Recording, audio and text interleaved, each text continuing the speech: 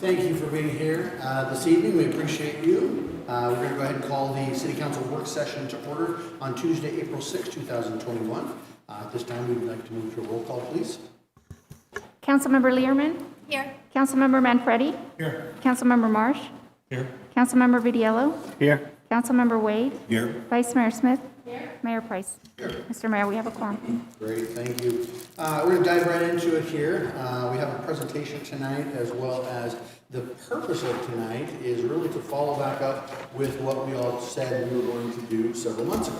So as you'll recall, we got to a position that by the time that the Department of Health had made their rulings and justifications on Prop 207, which was the voter-approved adult use recreational, it's called the Smart and Safe Act, or Arizona Act, and Prop 207. And so the idea being that we needed an opportunity to be able to look at our codes and to be able to understand what you all wanted. And so we had some leeway in there, and we wanted to make sure that we brought this back in an appropriate time. The reason we had to do what we do initially was because we had a drop-dead deadline. And that deadline said if you don't set in place your local ordinances now, then you would be subject to what the proposition and what the state had on its books already. And so it really would take away that local control. And so what we did is we set in place a placeholder statute that put everything as restrictive as we possibly could. And that is because you're grandfathered in to the most restrictive. You can always relax that, but if you entered that time frame and it wasn't the most restrictive, you could never go back. And so that's what we did. We wanted to make sure we had that ability to be able to do as restrictive as we needed to, or as least restrictive as we needed to, based on the feedback that we got from the public. So we wanted to also take some additional time and explaining kind of where we're at and why. One of the things that is the biggest misnomers that I've seen from reading social media posts and talking to individuals is that there seems to be the understanding that we can do more than we can, or in some cases, more than we can't. And so we wanted to make sure that tonight we clarified some of those positions, the way that the initial state statutes and the initial proposition, I think it was 2010, that created the medical marijuana dispensaries and things of that nature. What we did as city code here at that time, and then when Proposition 207 came along, how it changed some of those things. And again, I've had people talk about what we have said as a city council, that we can restrict where you grow and how you grow and how many plants you can have. The reality is we didn't, you did, the voters. The voters approved that law, and it's in the first couple of pages of the law that says exactly that, who and where and how, and who can transport, etc. And so that's all part of the law, and we can't change it because it's voter approved. And so if any part of that you dislike, you'll need to take it back to the state of Arizona and get all the voters to go back and vote on it, and that's where you'll get resolution from those things. But it does say in the ordinance, it says Smart and Safe Arizona Act in Section 2, it says, in the interest of the efficient use of law enforcement resources, enhancing revenue for public purposes and individual freedoms, the responsible adult use of marijuana should be legal for persons 21 years of age and older, subject to state regulation, taxation, and local ordinance.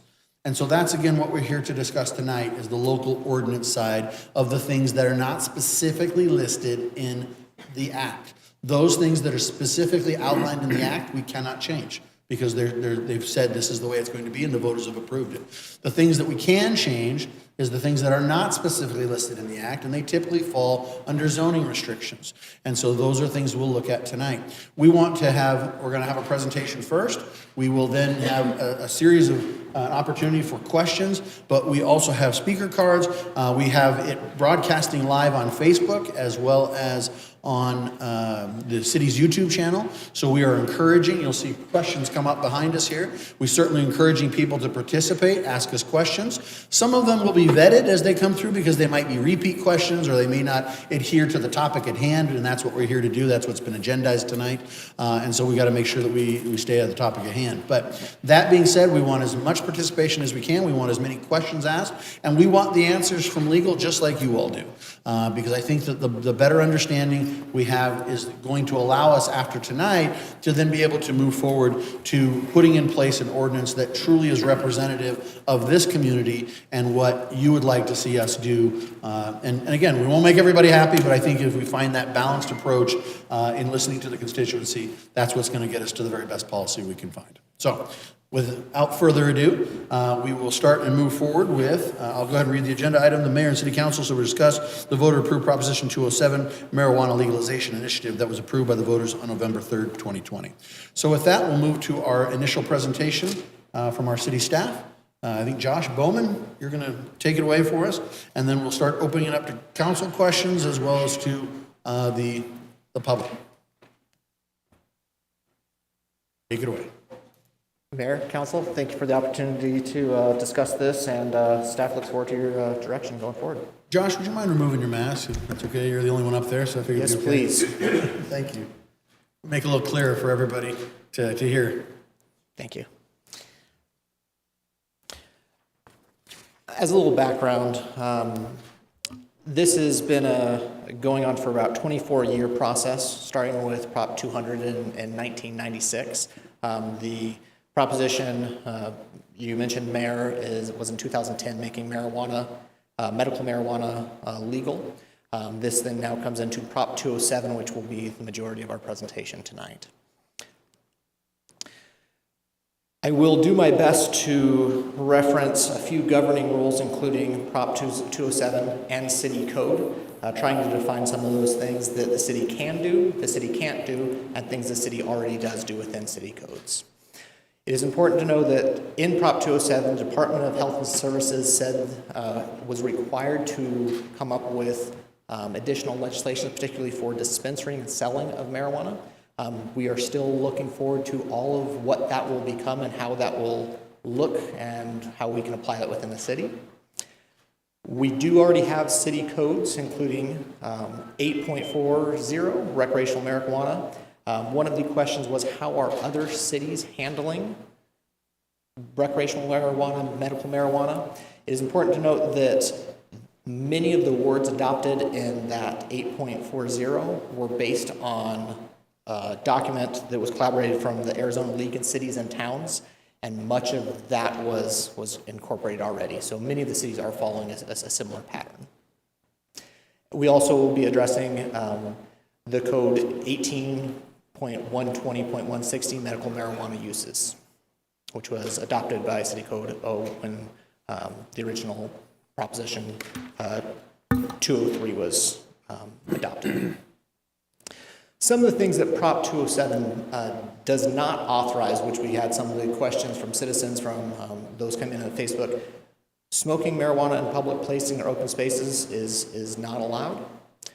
Operating any motor vehicle or consuming while someone else is operating a motor vehicle is not allowed in Prop 207, and no one under the age of 21 is allowed to consume.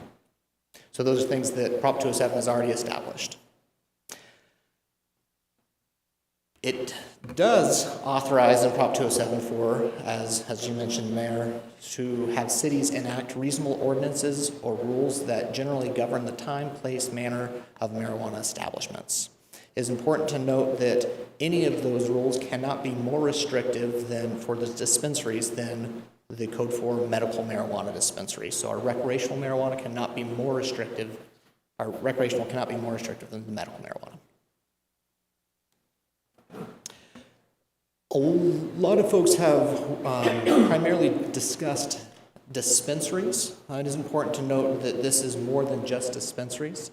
This also includes cultivation, possession, manufacturing, distribution, storing, testing, labeling, and so we will do our best to address some of these issues and how these issues affect our zoning code, our signing and advertising code, how it works with hours of operation, odor control, security, delivery, taxes, and record keeping. I want to take a moment and just talk about the overall purpose of zoning. So the idea behind our zoning is that we segregate uses that are thought to be incompatible. Within our zoning code, it says the purpose is to protect and promote the public health, safety, peace, comfort, convenience, prosperity, and general welfare. So we'll be tying that in as we look through what our city code is currently and direction as you might have us make any changes. No matter what the facility is, whether it's a marijuana facility or a new business, a home, apartment, or even modifications to any existing structure, it all goes through the zoning code. So our zoning code primarily comes from section 18. We would also, any of those new builds would come in through the planning and zoning staff and working with our planning and zoning commission. So regardless of what it is, it's not necessarily picking on any business, anyone that wants to come in, we use that for everyone. Here's a little map of, a little snapshot of what the different zoning within our city look like currently. You can see those different colors represent, so that primarily is going to be single-family residential, which is the primary of Maricopa, but you also got commercial, industrial, multifamily, multi-use, things along those lines. Within the zoning, there is additional protection for basically vulnerable populations and sensitive properties. These include but are not limited to our schools, our daycare facilities, our recreation and parks facilities, religious facilities, treatment facilities, and care facilities. And that will come into place when I show you a map here in just a couple slides. We do already have some zoning requirements, again, coming to that 18-120-160, and this applies to medical dispensaries. Those are currently allowed in our general commercial zone, and infusion and cultivation is currently allowed in our light industrial and general industrial. Within those zones, they must be 250 feet from any residential and 500 feet from schools, daycares, and those vulnerable populations. So let me show you a map what that looks like currently. So those red areas are currently zoned for dispensaries, or they're zoned general commercial, which we allow dispensaries in, with the caveat that they do have to be that 250 feet and 500 feet from schools, daycares, rehabs. The purple, you can see in your screen, is industrial, and so there we would be cultivation, infusion, things along those lines is currently zoned for that. Again, with that same caveat of 250 and 500 feet. There are other applicable zoning codes, and I'll try to reference these to try to give the overall picture of what our zoning does for different industries. Currently, we have a zone 18-120-250, which is for tobacco-oriented retailers. And this doesn't include a general store, Fry's, Walmart, that sells a little bit of tobacco, but what their primary purpose is tobacco retail sales. For that, it's 1,000 feet from all of those vulnerable populations. So that might be something staff might want to consider, or the council might want to consider for just consistency amongst these things. Other things to consider is the number of marijuana facilities per number of residents, per square miles, or as it states in 207 at a state level, number of facilities per pharmacies. So each of those things could be areas that may want to be considered for how we want to allow these facilities. And again, the facility is not just dispensaries, but testing, cultivation, things like that. Another thing that has been brought up is signage and advertising. Again, the city code already addresses signing and advertising. I will not bore everyone with reading all of that, but it is in chapter 18-115, and that lays out standard designs, sizes, placements, prohibitions, and enforcement. And a subsection is already addressed in marijuana medical signage that again follows that same practice.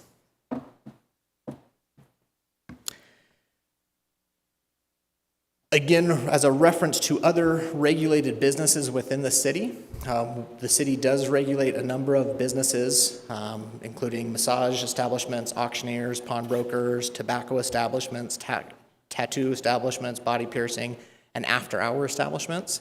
We do some additional requirements for those, including inspection and premises, property records, compliance checks, background checks, and fingerprintings for those employees.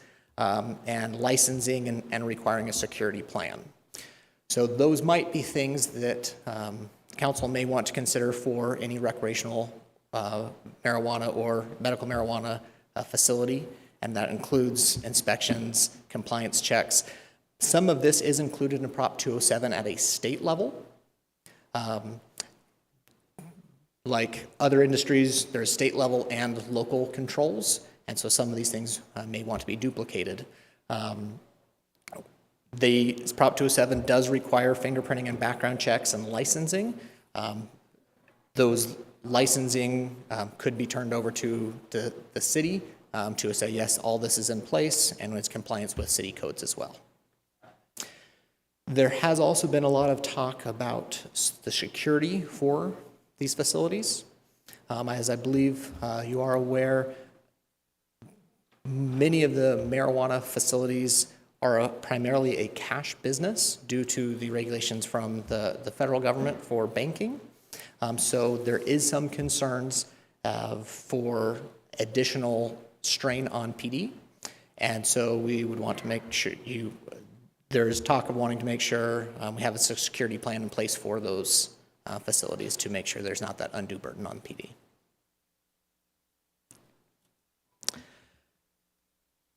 We again already have some regulations in our code for medical marijuana dispensaries, and as the code is currently, these would be also for recreational dispensaries with the dual licensing. That hour of operations currently is 8 a.m. to 10 p.m. That can have no sale of alcohol, no drive-through, and no cultivation at the dispensary. Currently within our recreational code, there is no deliveries from those dispensaries within the city. Other items that may want to be considered is consumption within the stores. Currently, Prop 203, which was the medical marijuana, did not allow any consumption in the dispensaries. There is also discussion about seed to sale security, meaning from the cultivation to the transportation to the dispensaries, making sure there's security at all aspects of that, if that's within the city. And odor control requirements. Odor control requirements we do currently have for home cultivation, but nothing in place for odor requirements for dispensaries. Personal cultivation, and again, this is one of those that Prop 207 has already outlined. There's no discussion in it, but just as an informational piece. Cultivation personally, Prop 207 allows up to 6 plants in their home for individuals and up to 12 plants in their home for 2 or more adult members. Those must be in a closet, room, greenhouse, or other areas equipped with a lock or security device that prevents access by minors, and they cannot be viewed by the public. And so again, that is already established in Prop 207. What has not necessarily been established is the cultivation from the commercial standpoint. We have it in our code, and again, in that medical marijuana use, that the max cultivation size is 3,000 feet, and it must be locked and enclosed facility. Within that, we may want to consider, again, the number of cultivation facilities within the city, the security plans necessary in place, transportation. We said there was no delivery from dispensaries, but there would have to be transportation from a cultivation facility to wherever that dispensary is. Other issues that had been brought up in questionings were water runoff and burning, so all things to possibly consider. Taxation is another one of those things that has been brought up a lot. A little bit of clarity from the Prop 207. Again, this is as it is. There's no changing from the city standpoint, but there is a 16% excess tax. Funds that were brought in from that would first go from to implement the administration and enforcement, and then it would be distributed between those numbers up there. So community colleges, police and fire department, state highway fund, justice, and attorney. So it is important to note that whether a facility is in the city or outside the city, that revenue sharing is the same. So our police and fire departments and our state highway funds would be distributed in the normal distribution method. And so that does not have any effect whether in the city or outside the city. And there would be no other funds that would come to the city if that was here. So it would just be that police and fire and highways. The city cannot assess any additional taxes on the sale of marijuana beyond the ASR, which is what we discussed there, or what we have for all businesses. So we currently have a 2% sales tax. That sales tax would be the same for marijuana or any other thing sold in the city, and that then goes directly to that general fund. Use in public. Currently, Prop 207 prohibits the smoking of marijuana in a public place or open space. It's important to note that open space is considered parks, streets, or sidewalks, things like that. It is not backyards. That is not when it's talked about open space, that's not what it's addressing. Currently, another code we have is 122100, and that prohibits the consumption of tobacco in public parks. So it might be worth considering the changing of the words use or consumption versus just smoking.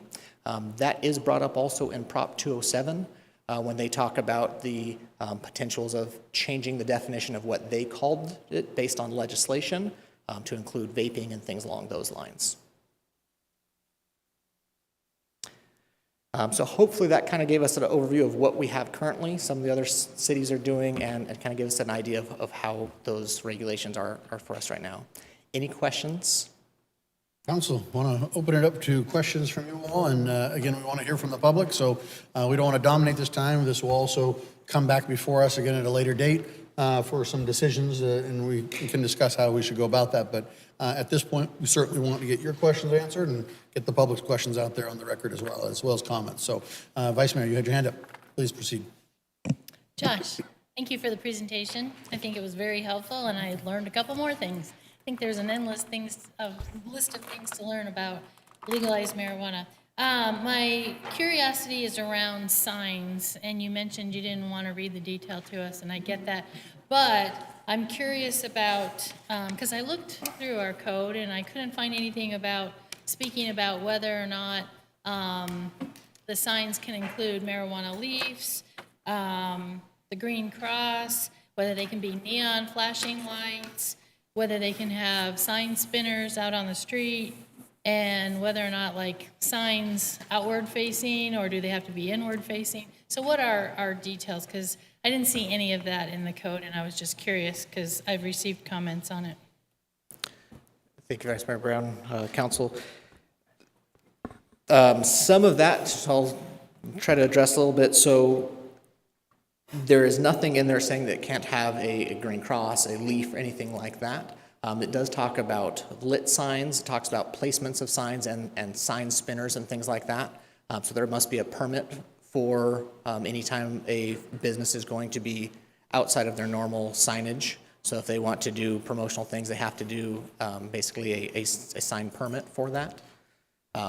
More specifically, I could pull it up or ask one of our planning and zoning folks to give a little more details on that. Yeah, I can dig into it more later. I was just curious if you knew off the top of your head. So thanks. Council, if I may just add, if you look at our current sign ordinance and our current signage that we have in town, we don't allow for flashing lights or spinners or any of those type of marquee type things that you might find in a Vegas setting or anything like that.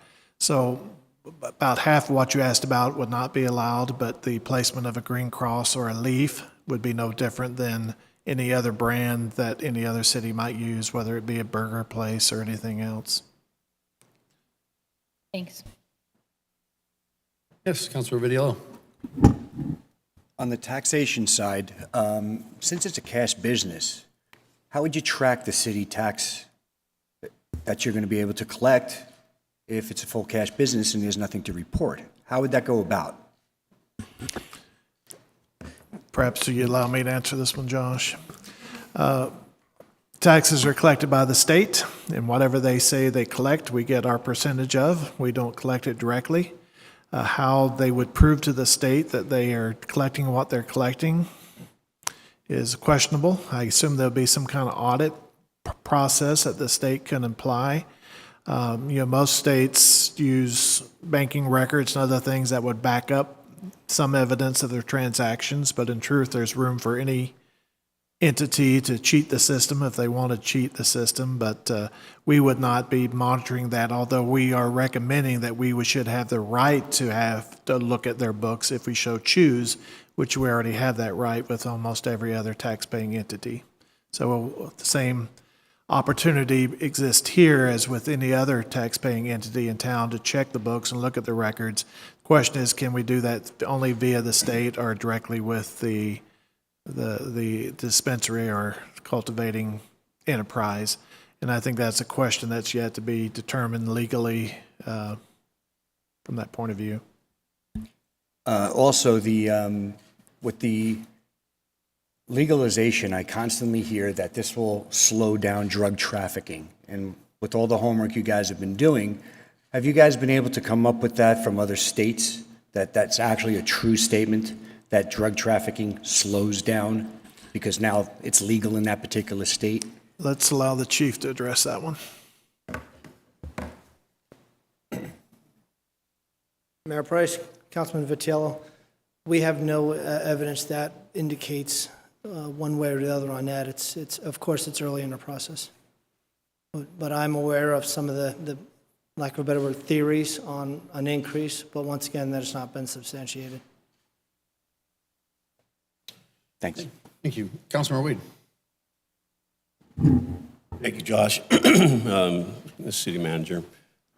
Okay, I'm gonna drop the bomb here so we can get on with this. If this community voted in every precinct for marijuana to be accepted in the community, and the state voted by 60% for the recreational use of marijuana, what are the expectations of the community of us to enforce what they had already told us to do? And can we get that information from you in a way so we can make the decisions that you have asked us to do? Well, Mayor and Council, have already on our codes that whatever we allow for medical dispensaries, we currently allow for recreational. So a recreational dispensary can open today if they want to submit an application, turn that in. However, as was presented today, there are a number of questions that we seek your guidance from. We did not want to come prepared today to tell you what we think those should be, because that would be premature absent the issues and questions raised by the public. But we did give you a framework of those things to be considered. Certainly, to have a dispensary is one thing, but to cultivate's another. If we're cultivating thousands of acres, you have issues of what do they do with their crops? Do they burn? What about the irrigation water that floods over and goes into other crops? There's just a lot of questions to be asked about that. I know the county is considering a zoning change if you choose to change the crop rotation you have to include marijuana plants, that they would go through a zoning process so they can address those issues. And you have the right now to change the hours on the medical side, and you have the right, as long as you're consistent with the recreational side. So I don't think there's a lot of questions to be determined. I think it's clear that people have voted for it. I think it's clear that it's allowable in the city. It's allowable today. Just what additional things do we want to apply, if any? And that may be dispensaries are fine, but maybe we're not going to allow cultivation. Are we going to allow, people to bring product in from outside the city to deliver to people's doors because we don't know where it's coming from? We don't know if it's legal. We don't know if it's off the streets. So I think there's some issues there, but if the question is it going to be allowable? The answer is yes, that question's already been answered. And we demonstrate on our map that there are more than sufficient places to locate. A lot of people say, well, that's limited to one or two spots in the city. No, in actuality, there's significant areas where these areas can locate. So thank you, Mr. Manager. So again, I'm reaching out to the community to hear some questions from the community, ideas, thoughts. You had some expectations on attending the meeting, and I'd like to hear what those are so that we can continue to move in the direction you chose for us to move in. Thank you. Any other questions at this time? Okay. That's the Any other questions from council at this time? Certainly, just want to give you the opportunity that you all have some questions. Okay, so we certainly want to turn this over to the public. I'm sure that will generate other questions that council may have, so we'll interject as we see fit, but again, Nathan and Luis in the back are monitoring two different avenues here. We are monitoring, so just so you know, we put out a press release earlier, or late last week, that said if you wanted to submit questions or comments, you could do so via a link. We've aggregated those, and then we'll start putting some of those up here. At the same time, we certainly are doing this live via Facebook and YouTube, so as people are logging on, they can certainly fire off questions. And I also have speaker cards here, so I certainly want to get to them. And if others in the audience want to come forward at different times and speak as well, then we'll certainly give you the opportunity. Again, we are going to make sure that we limit your speaking time to 3 minutes, just because we want to make sure we get to everybody. But again, we want as many free-flowing ideas and questions as possible here, so that we can understand exactly where the community is coming from. So with that, I'm going to go ahead and start with question number 1 here, and then we'll move to our speaker cards. And so you guys all may want to stick around one way or another, because again, we're going to be looking to you for answers from this, because that's not our job here to answer these questions today. It's to listen to the public and to formulate ideas and kind of get staff to create some takeaways that they can come back with a package and present something to us in the near future. So the first one says, is Prop 207 specifically for deciding to ban recreational cannabis use within the city or to prevent a dispensary within city limits? I'm not sure city can ban recreational use, but I would support not allowing a dispensary. Not sure allowing one would send the right message to venues selecting Maricopa to locate. And that's from Al B. So again, just legal staff, you want to kind of end up with some thoughts on that? Thank you, Mayor. Prop 207 has been decided. It's not up for this council to decide whether or not you can allow recreational cannabis. That has been decided. Again, it can happen today under the code we currently have in place, which only addresses dispensaries. We haven't addressed cultivation and all these other matters. So, and then whether or not it's right for the city is a decision for the people and ultimately the city council to determine. Okay. All right. Thank you. There's that question here. We'll go ahead and move on to our speaker cards. At this time, we're going to have Edward Michael. Please come forward.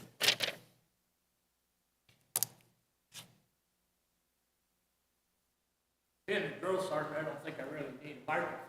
Well, Ed, all the people listening in Facebook world, they need to hear you. And yeah, but you and I talk on Facebook. When I appeared before you a couple months ago about this, I asked you to maintain a position of strength because you can amend the position of strength, but you can never amend a position of weakness. I know that I don't know if it's a provisional that you enacted that night or not, but I know you had to have something in before the state took over. When does that have to be finalized? It has to be, it doesn't, so what we've done is in position now. That is the existing law or city code as it states from the most restrictive side. What we're doing today is gathering information to amend potentially, as you just said. Okay.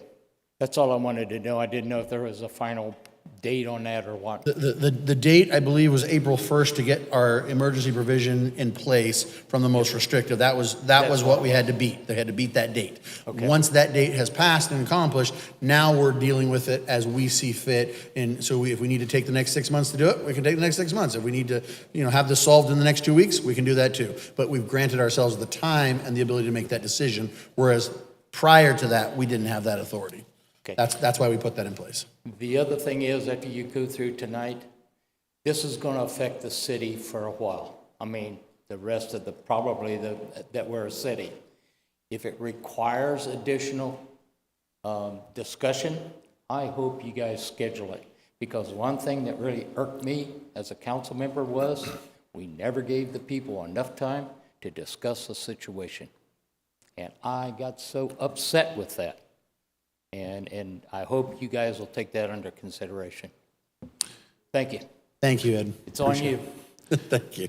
And Mayor, maybe just to emphasize that not only does the council have the right to amend this, they can amend it repeatedly over the coming years. That's correct. Based on the needs and desires of the community within the realm of authority that's granted under Prop 207. That's correct. Thank you very much for that clarification. That'll take us to the next question. I believe we had a question number 2 on the screen, then we'll go to speaker cards again. Number 2, I strongly encourage the City Council to deny the approval of Prop 207 approving marijuana. Thanks and hope this does not pass. Dallas. Well, as we just said, as we've gone through the presentation, all of you in the audience today saw that there's nothing we can do about 207. It is the law, and what we're talking about here today is things that we do control. So again, just putting that out there. All right? Thank you.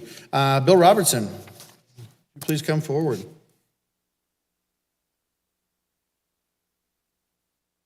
Thank you, Mr. Mayor and Vice Mayor, Council.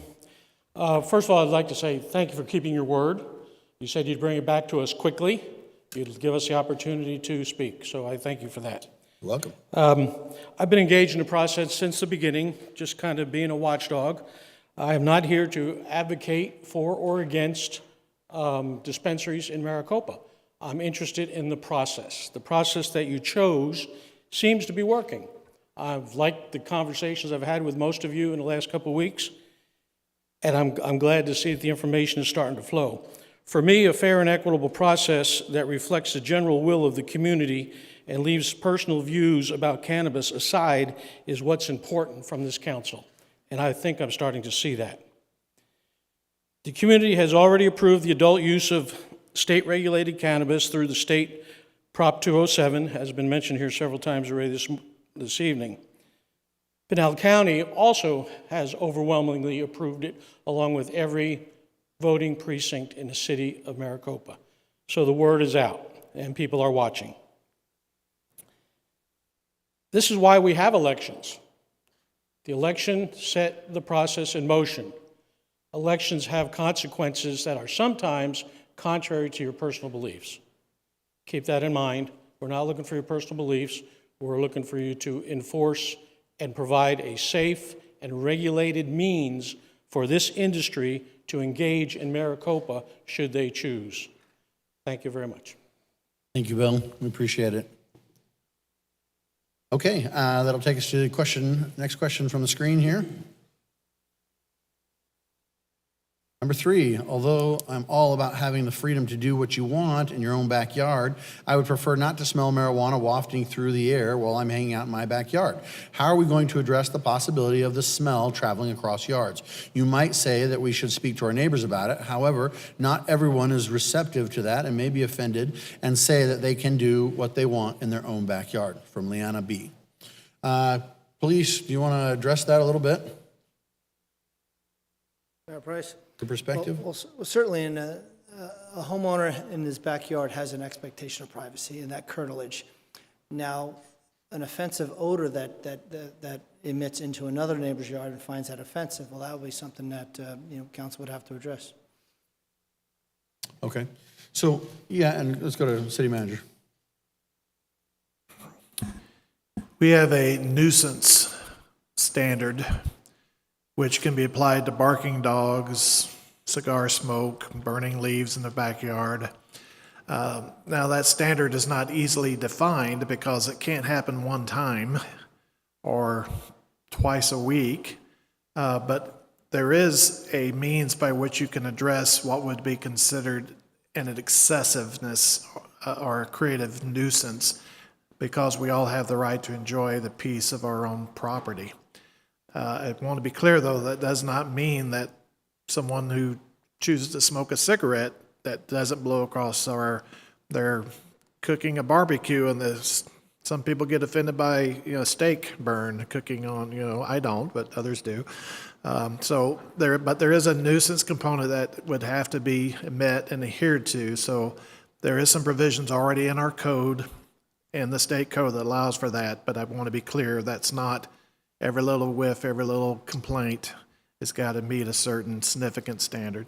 Okay. So again, that's kind of addressing personal use in someone's personal backyard. We're not talking cultivation there. We're not talking some massive grow operation. We're simply talking about somebody out smoking something that is drifting from one yard to another, much like these examples you just gave. Yeah, we have similar examples with having kids over for a pool party and the music's playing and the kids are screaming, and some people feel that's a nuisance, but it is a nuisance at midnight. It's not a nuisance at 6 o'clock in the evening. So there's a lot of different nuanced differences to all of that. Okay. Thank you. Thank you both. Appreciate it. That'll take us to Ms. Tina Dugan. Would you please come forward?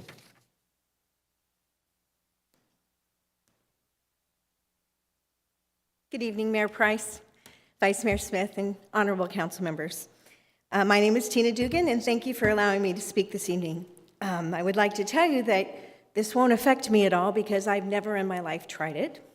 I was a police officer, so I've smelled it. I'm allergic to it. It makes me sneeze. I was a great drug dog. But what I'm here for is to talk about the will of the voters. Mayor Price stated, listen to the constituency. Councilmember Wade, you stated about the fact that it was approved at every precinct in Maricopa. And as I read section 8.4 of our city code, it has been made so restrictive that they have to be a dual licensee or else they can't have a recreational one. And that bothers me because one of the things that every one of you up here on this council preach to us is that if they can meet the requirements, any business can come to Maricopa. And that's, Mayor Price, as you answer over and over again why we have 25 nail salons and pizza places, that's the reason. But in this particular case, you're making it so restrictive that they can't come. And I have a problem with not going with the will of the people and making it the same rule. If you can have a medical dispensary, you should be able to have a recreational one and not have to have both. The other thing I would like to say in regards to the cultivation, I'm not thinking there's a lot of great places for cultivation here, but I know that Pinal County in the Casa Grande area is the site of a large cultivation piece, no longer owned by anyone related to me, but there's a lot of information that can be garnered from that as you're going to answer your questions and continuing this process talking about cultivation. But my big thing is, y'all preach that if they can meet the rules and requirements, they should be allowed to come in. So we shouldn't make them so restrictive that we say we allowed them to come in, but in reality, we did everything we could to prevent it. Thank you and have a great night. Thank you, Ms. Dugan. Appreciate it. Okay, that'll take us to the next question from the set in the back. Number 4, I am an area real estate broker working with a client looking for a location to open a dispensary. So far, we've not found any indication the city will allow such a lawful business to operate in the city limits. Has this opinion changed? Given how Maricopa has very limited space available, it would be difficult to find a location if location limits such as Casa Grande pass for a medical dispensary are used. There is no established medical planning area or industrial with buildings available. This is from BL. So let's address that. City Manager. Yes, Mayor and Council, I think we've stated very clearly that you can allow dispensaries today, notwithstanding the previous comment from Mrs. Dugan, which the council will decide if you want to segregate those or not. That can easily be done.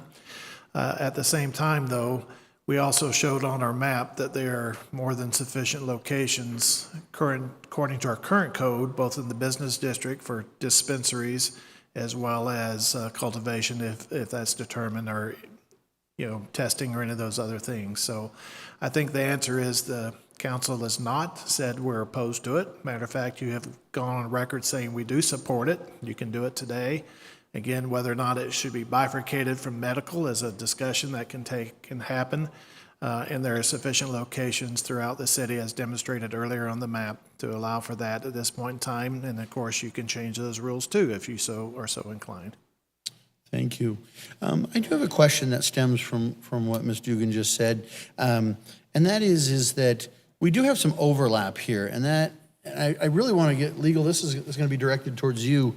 Can you help us understand the differences between what was passed in 2010, referring to the medical marijuana dispensary licenses, and what is now in Prop 207 as to recreational licenses? So it's my understanding that according to my information, that there's approximately 73 medical marijuana dispensaries out there now, with 8 having gone into effect, or supposedly going into effect this year. And then by the end of January of 2021, there was supposed to be, this year being 2020, 2021, January, February 2020, there was supposed to be an additional 20. That brings you to 100. 100 licenses that are in the medical side. Now, it was my understanding that upon passage of Prop 207, that there are somewhere in the neighborhood of 160 total licenses outstanding, meaning that there's 160 cap. And the 100 have been taken by the medical side, and that they were offered first the ability to do dual. So they can say, I'm taking of that 160, we're taking 100 of them. That means there's only 60 left, if the numbers are correct. Am I correct in that statement thus far? I mean, so the total cap is about 160 for all licenses to be available, both whether they're dual or standalone. Okay. So if that's the case, then really, again, depending on numbers, depending on what goes through, you're looking at about 60 establishments left that could either be dual medical and recreational, or just 60 left that were recreational per se. And so one of the things that was discussed in earlier the slides for council to think about is some of the ways of discussing, limitations, and that some of those limitations can be and are done in other cities where they match them to other dispensary, or other pharmacies. So if there's 2 pharmacies in a city, or if there's 3 pharmacies in a city, then there could be 3 of those particular locations. Now, again, for council to decide whether it's dual, whether it's standalone on either or. But am I correct in that as well? Okay, I just wanted to make sure that we're clear on that information, that again, there is space, there is provisions. I think that I do have some questions as we continue on about some of the spatial requirements that we request for a tobacco establishment. I think that was in Josh's. I think it's 1,000 feet or an alcohol, but yet medical marijuana or recreational marijuana would be at 250 or 500. Again, voted will of the people, but then again, we have a long since established history here of things like alcohol, since the Great Depression, right, and Prohibition, things like that. So I am just interested in hearing more about that in the future as well. Why the discrepancies? If I could very quickly, Mayor. Please. Under the medical dispensaries, they of course are by doctor's prescription, and it's more controlled. Therefore, I think that's why the city was more lenient on the distance. We don't require a pharmacy to be X space from, certain things. So and that was more of a pharmacy. But as a recreational marijuana facility, it does have the potential to reach vulnerable communities just like alcohol or tobacco. And again, that's a discussion for the public to have and for the council to decide. But I think that's why the difference is on the books now. But it has changed now that it's now recreational marijuana and not just medical under a doctor's prescription controlled environment. Correct. Councilman Vidal had a comment or question. So Dennis, if all that's, the 100 dispensaries are now actually right now medical, and then they choose to go recreational, you would have only 60 licenses left. So I just want to make sure I understand. So if there could be a dual or a recreational, and it wouldn't matter how many, or is there a limit to licenses throughout the state? No, I think the licenses go, a recreation and a medical are 2 different licenses. So when Mayor was talking about there's approximately 60 left, that's why the medical providers are in the best position to obtain as many recreational licenses, and they're kind of driving this whole thing right now.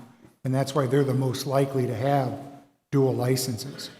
Okay, so if a recreational wanted to come in, there would still be 60 licenses left? That's what I just want to make sure I understand. So if I hypothetically wanted to open one today, I would be able to get a license under recreational because there's approximately 60 left? Yes, minimum of 60. It could be greater if some of the medical choose not to go into recreational. Okay. Which seems highly unlikely, to be honest Correct. with you. And that's why they were given first dibs, so to speak, because they're already set up and in place. So 60 would be the least available. Okay. Could be more. And there's a cap, or that's the cap? That's the cap for now. Thank you. Cap on medical? What's the total cap on medical? I think it's the same as the recreational total. Is it 160, or was it a lower threshold? I can't recall. I don't remember the exact number, Mayor. I remember there was the first time they did all this, it was all spacing in the statute where they were talking about where they could actually fit, and that's how they kind of determine the amount of numbers. So, They're pretty Yeah, it much was- capped at medical now, correct? They're not issuing medical anymore. I'm not aware that they're not issuing them. It was originally set on spacing, and then there was a period of time in which then they allowed them to move based on market, as I understand. Yeah. At the current, we're pretty much capped on medical marijuana dispensaries in the state. If they believe there's more spacing available, they might make some more available in the future. But currently, you can't get a medical license in the state of Arizona. Currently, a brand new one. Yeah, I think they're all purchased. Now, that doesn't mean that there's that many dispensaries, but I think all the licenses are purchased, so they Right. act as a commodity. They're taken. Yeah, they act as a commodity. But what I don't know, and Dennis, if you'll find out that number for Councilmember Manfredi of what is that number, because I think it's higher than 100. I think it was 122 or something. Just because every license is purchased doesn't mean they're operating a dispensary or a retail, because some of them, and there's even some that came with grow permits as well, and those were a smaller number in that initial outlay from 2010, and those were the first ones to go. And I'll tell you a story about that here in a minute. But so there's a certain amount that have a grow and a dispensary, a medical dispensary. There's a certain amount total medical dispensary licenses, and then there's a total cap on what is the Yeah, the but I recreation believe side. that if you call the state today and say, I want to open a medical facility tomorrow or next month or whatever, after all the legal stuff is done, after I get my license, they'll tell you we don't have any medical dispensaries available, licensing available. So, but where that's important, just so you know, is where that's important. Just because it's not available doesn't mean it still can't happen. And I'll tell you why. Because you can lease it from somebody. So you might own the license for the medical. You may not have an operation going right now. I can come along and lease it from you, pay you a monthly fee, and I can establish one in Maricopa tomorrow. Yeah, but you wouldn't be getting a license from the state. You'd be borrowing someone else's. But it doesn't matter because it's a contractual obligation between the owner of the property and yourself. So if somebody really wanted their own medical dispensary without trying to borrow one from someone else, there's none available at the state level to get a medical facility. That's correct. So if we say dual licensing, we're saying you can't have one here in Maricopa unless you borrow someone else's, come here with a medical and then and then hopefully get a recreational. Counsel, Because if the I may- person who leased it to you would be the one entitled to the recreational, not you. It Because depends you on your only lease contract. the medical. It depends on your contract. Yeah, so. So council, our current code does require that they be a dual license, but the purpose of this meeting today is to begin to determine whether they should be bifurcated Right. and set aside. It's one of the And major I- reasons why I voted against the ability to put this code in place the way it is right now. And I know why it was done. It was restrictive, but it was that we're forcing someone to build a nonprofit medical dispensary to have the ability to then do a recreational if they want to. And I've said it a few times already, and it's like telling a guy that wants to bake cupcakes, first you got to open a nonprofit bread factory, then you can make cupcakes. Does it make sense? Okay. So let me tell you a little story. In my due diligence yesterday, I spent about 5.5 hours at some good friends of mine and business associates who happen to have the largest grow operation in the state on a medical and recreational side. They have a dispensary and they have a massive grow operation in downtown Phoenix. And it's interesting because they got started less than a year ago and they went through the leasing process that you just spoke about. So I have to say that in theory, I understand what you're saying, but I disagree with you. And again, we can hash this out and talk about it later, but I did my due diligence. I went through and and I'm going to be honest, the tour was fascinating. The science involved and the plants and the botanicals behind it and all of the things. And I think, and I'll make this argument later, but I think that there is something to be said for the medical side specifically. Because of the quality and the standard and Josh, you had it in your process of seed to, so it was a seed to retail or seed to, the entire process is tracked, it's known, it is literally all about the end product and protecting the consumer with the very best product you can get, rather than, there's a lot of operations out there who are operating on a fly-by-night sort of standard. Now, again, that's their choice, right? Because that's the beauty of business, is that they can choose to lose that very precious license if the state revokes it. then mean it goes back into the pool and it can be sold to somebody else. And that is the fear of every operator out there, is that they get their license revoked and they don't get a chance to ever get it back, right? Because that's their bread and butter. So to the extent by which this grow operation, they had a cultivation, they had a lab, they did the testing, they did, all the things that they needed to go to other dispensaries. They sold to their own dispensary as well as to others out there. It was a fascinating operation. And like I said, I did a lot of due diligence on this. But I think it's interesting on your point that it's happening fluidly all the time. The leasing of this is going on, but we have to acknowledge that the market will dictate. And I think that that's the biggest issue, is that when I asked that specific question of these guys, and mind you, this is a partnership. I know 2 out of the 3 in the partnership really well. And in the tour, I asked all 3 of them that question. And the answer that came back to me was, well, it all depends on, your ability to find the right people, the people that you want to find the right deal with. You have to negotiate, it's a contract, and then you also have to have things others don't have. You have to have a building. You have to have a space. You have to have a location to do the business, right? And he said, I can't tell you how many dispensaries have come to me because I have a building, right? I have a location and they want to go into business with me.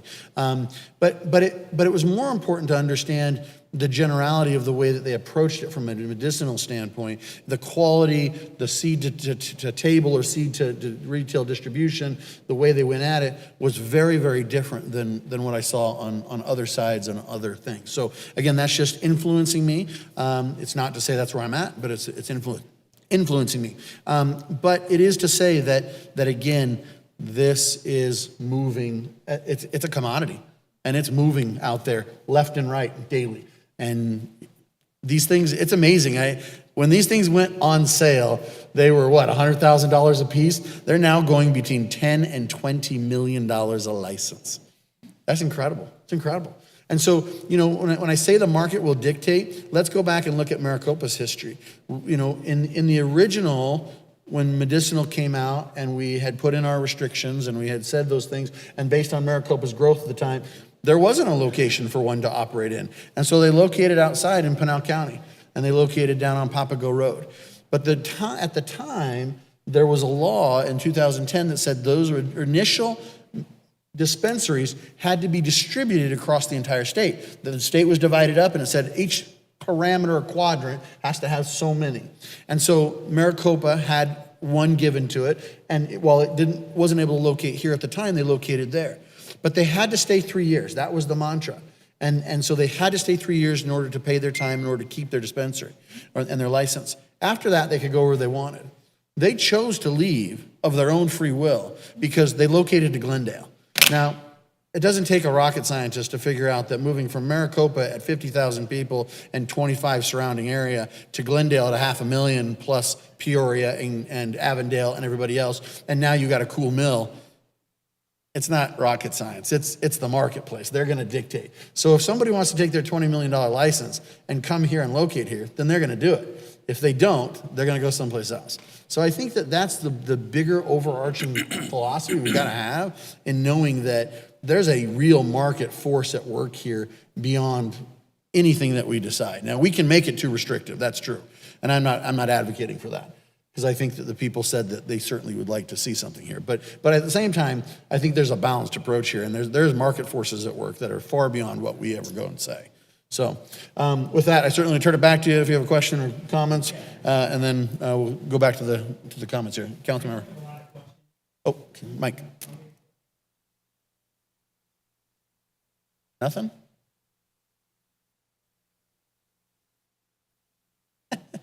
Here, come use this one.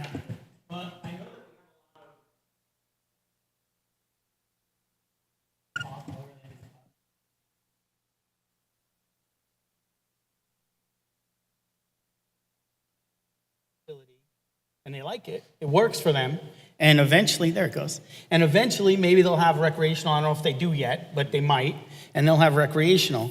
Currently, the state law, Prop 207, allows recreational marijuana dispensaries. By telling people you must have a medical dispensary first, the prices now just make it impossible for it to come to Maricopa. The fact we had a medical one here and it did not last. There's no market for a medical facility here. So why would somebody spend $20 million to put a medical facility here just so they can have the recreational, which there is a market for a recreational marijuana facility, or dispensary. I say facility, I meant dispensary. There's a market for it. But we're mandating that the person who wants to buy a license from the state, not $20 million, a person who wants to open up a recreational dispensary here in the city of Maricopa must first spend $20 million to open a medical facility, which is not profitable for them. By law, it has to be not nonprofit.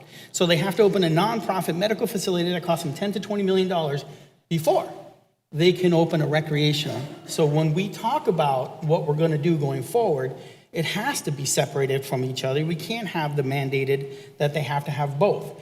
And when I look at the map from earlier with the red dots are great. And that's where the zoning code will allow them to build. Except the red dots don't take into account the 250 feet, which we want to make 1,000. So when you take into account the 1,000 feet from those red dots become a whole lot less, a whole lot. So when you look at the map we currently have, when we restrict it so much, they're not going to come here because the cost involved with the medical, because of the inability to get property within a red dot that we have, which is beautiful red dots. But the problem is they show the commercial areas, but they don't show the commercial areas minus 1,000 feet. Well, can I clarify that? Yeah. Please. You take an area like Fry's, and even though there's a big shopping center, the whole shopping center doesn't have to be 250 feet away, just the entity itself. Store. So where it would reduce, it's not significant. So in other words, the shopping center has, the 15 acres, maybe 250 feet, but the independent store may be up further than the 250 feet, and that would be allowed. Right, but the back of the stores currently, Fry's, and that row of stores is backed up to Villages? Is it Villages? Yeah, but all the frontage properties Right. All those have the dots. will all be clear down by like IHOP and Right. all those frontage all the way along. You got Aaron's, which is empty now. That easily could be one. So it's not as it's a misnomer to think that there's not a significant number of areas. Plus, it grows because we're getting ready to introduce 3 to 5 more additional shopping centers over the next couple of years. Right, but the map itself that we see today is not really where they It's, could put their I would stuff. say maybe it would reduce by 10 to 15%, but it's not that significant. I'd like to see that map, actually, if we can look at marking off all the stuff 1,000 feet, because that's the Why discussion. is it 1,000 feet? It's a 250 and 500 right now. That's what's in the code. There was a proposal to change it to Staff is 1,000. recommending 1,000 feet. No, staff wasn't recommending anything. We're just drawing the attention. We're not recommending anything. I know. We're just drawing attention to the fact that we have codes for tobacco and alcohol that say All right, 1,000, so and medical's drop this. 1,000, and let's see that map with the 250s on. Well, Council, if I may, I think our intent tonight is to hear from the public and not debate what the changes will be. So I would encourage us to, maybe So a that'd be few the next questions, meeting. though. Are you finished, Councilman? Councilman Wade, Councilman Vidillo? Oh, supply and demand, we were talking about that with the market of beer, and I just kind of looked over at my computer and saw that Burger King is looking to put in a second location here in Maricopa, so I don't think people are really turned off by competition. But what I was going to say is I was on the planning and zoning at the time when we were debating medical marijuana facilities, and the 500 and 250 feet seemed to be adequate at the time, but of course we weren't looking at an influx of marijuana businesses coming into town. I don't think we're in the same situation, although market values or the market has accelerated to such that it's very expensive. But I think that that's what we were trying to convey initially, is that we wanted to make sure that they not be restricted to the point where they couldn't come in. We were looking for something that was kind of a hybrid, which is where we still are at this point before we come to a final decision. But I just think that it's very clear, that the market's going to support a business if it comes in, if they in fact want to do that. And if we in fact want to have the facility here, which it seems like we do, seems like the community does, we'll move forward and do it. Good. Thank you, Councilman Vidillo. Nope. You have anything? Yeah, Okay. I'm gonna go, Okay. I'd rather go on to the All right, next. so let's move to other questions here. Let's go, that's all this, I have one more speaker card. Hold on a second. card is Mr. Gary Metvier. I'm sorry, I butchered your last name. I apologize.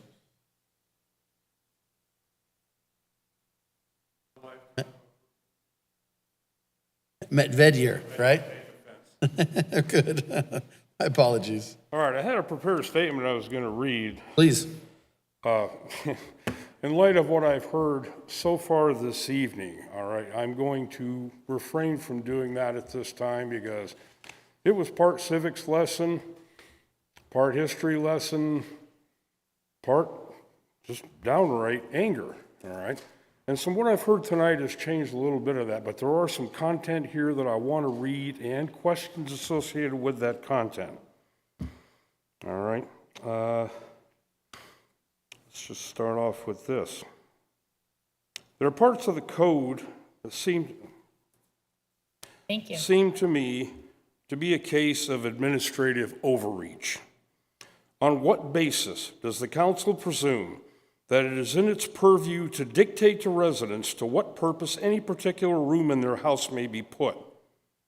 Should a person choose to sleep in a secondary bedroom and use the primary bedroom for cultivation, what are the negative consequences of such an action that would have an impact on society in whole or in part that are of concern to the council? Sir, the issues you raised are all state statute driven. They're not a decision for this body to make, nor do they have any authority or control over it. That is what the public voted on when they approved Prop 207, and those rules are contained within Proposition 207.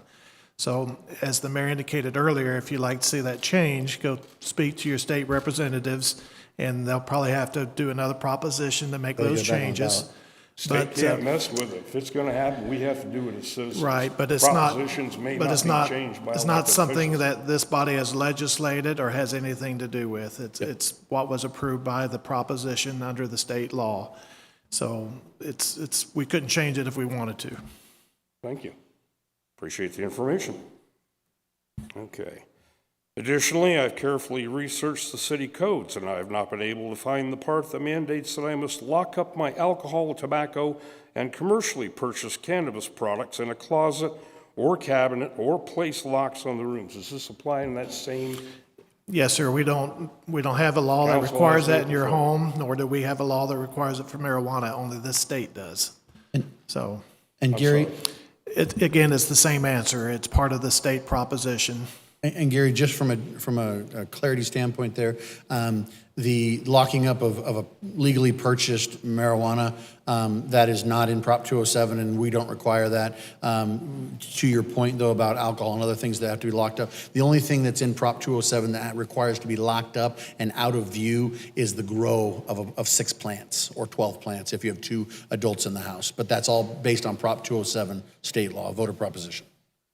Even based on state law, I'm curious, I would direct this question to the chief. What's your enforcement mechanism? I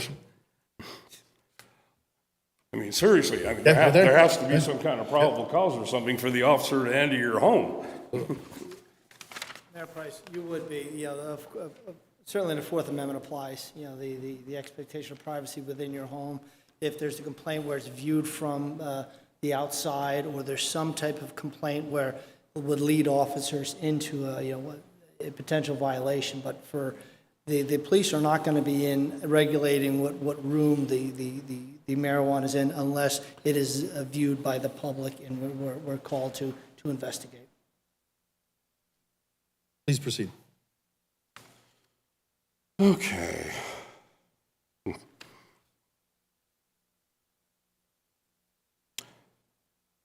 This is the part on the flammable and volatile chemicals that's part of the marijuana code section. Is that also state? Or could that have been simply handled by amending the fire code? It's addressed from a cultivation standpoint, and the chemicals used in Prop 207. So it dictates. Okay. So then most of my questions go back to Prop 207 itself.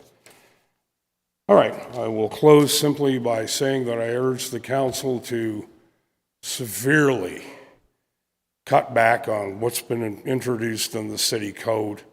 You know, as you say, you had to go for the highest elements first in order to ensure that. You need to part of this back, and I'm going to hold off on this for now. However, I would like to bring to the council's attention an article yesterday, because this addresses concerns the council has about the banking, the cash aspects of this business and whatnot, all right? We're going to move forward, period. Schumer ready to move on changes to marijuana laws, even if Biden isn't.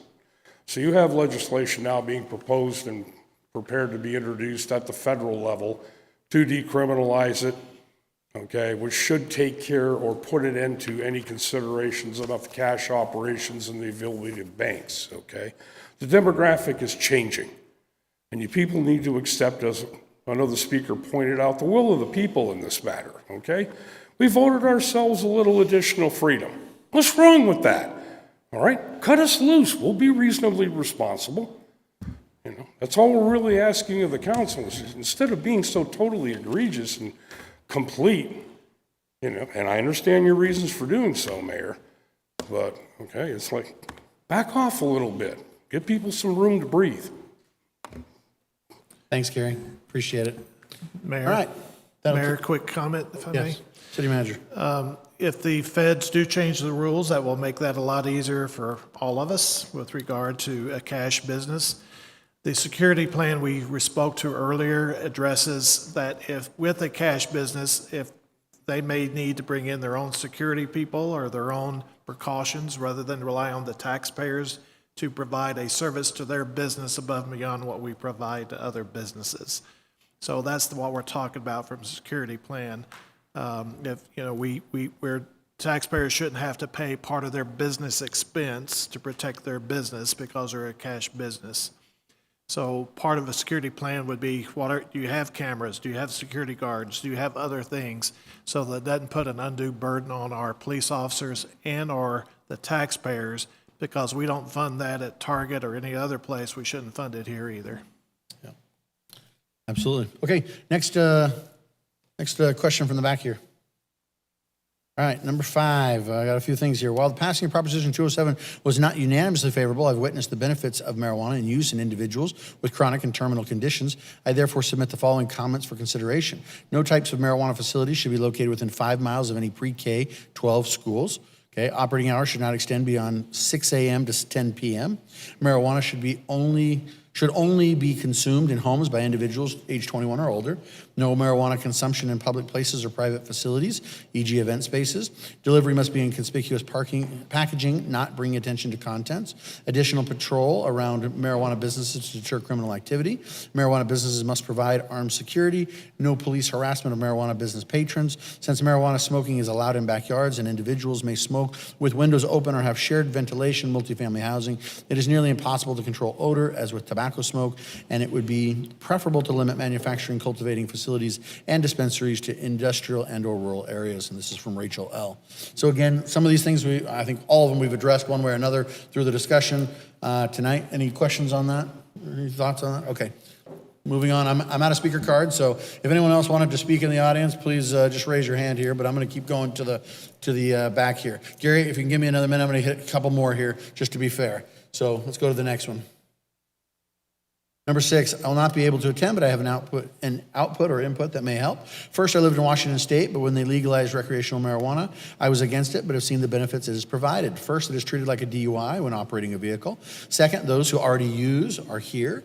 They already obtain it from other places where it's legalized or get it illegally. That being said, why not benefit from these sales? The sales and taxes in Washington went to the prevention talks at schools, repaired roadways and city places, went to local PD, FD, and hospitals to help with getting supplies they needed. It went to buy equipment for schools and community centers, distance from others. The smoking distance wasn't researched, but I am pretty sure that there was a safe distance from smoking it from others in property lines, odor control. Also, there's a ton of alternative ways of ingesting. Gummies, candies, oils work with just the same. And to prevent the odor to neighbors, maybe look into offering this as an option to the odor. And lastly, treat it as one would alcohol. In your own home, it's okay, but once you put it yourself behind the wheel, it's a big deal. Make DUIs more expensive of a ticket. High tax for recreational minimum for med card holders. Those who need it can get it, and those who want will treat it as a high expense. These are my thoughts, and this person is from Kelly G. Thank you for your comments. Again, we've addressed most of these items up there, unless council has any questions on that. So I just making sure everyone has a chance there, but we certainly appreciate these comments. Number 7, this is too new to our state. In Maricopa is a small town and not ready for this. Some of the reasons it will cost our city more money to regulate, and potentially more police presence will be needed. Our youth are vulnerable given the lack of big city activities they may have exposure to, and to allow them to have exposure to a dispensary is not wanted. Let's put this off and watch what happens with other cities first. Thanks so much for your consideration, Pat L. Police Chief, would you like to address maybe a little bit of this? Just if you can put that, question back up on the screen. You know, again, so just because the argument here is that it might cost more for police, et cetera. Can you address that, whether it might or it might not, or, you know, how you see it? Mayor Price, of course, it's early in the game. There's a low crime rate in Maricopa because we have outstanding citizens who follow rules and live a legal lifestyle. As far as the legal recreational use of marijuana within the privacy of our own homes, I do not see that creating a lot more crime. Of course, there's the DOI concern that we do have. There's a couple other minor tweaks that we will have to work through, but as far as an egregious impact on the PD, I'm not seeing it. Okay. Thank you very much. Yes, Councilman Wade, question. This question may have been asked, and it just got by me, but in terms of how it's treated as a DUI, is it exactly the same? I mean, the action is taken, saying, what is the 0.5 or 0.10 rating that you would be looking for, and is that in line with alcohol? The biggest difference between marijuana and alcohol is the way we have to extract the evidence. Alcohol, of course, is breath or blood. With any type of drug, impairment, we deal with it's blood only, and then that's analyzed by the state lab.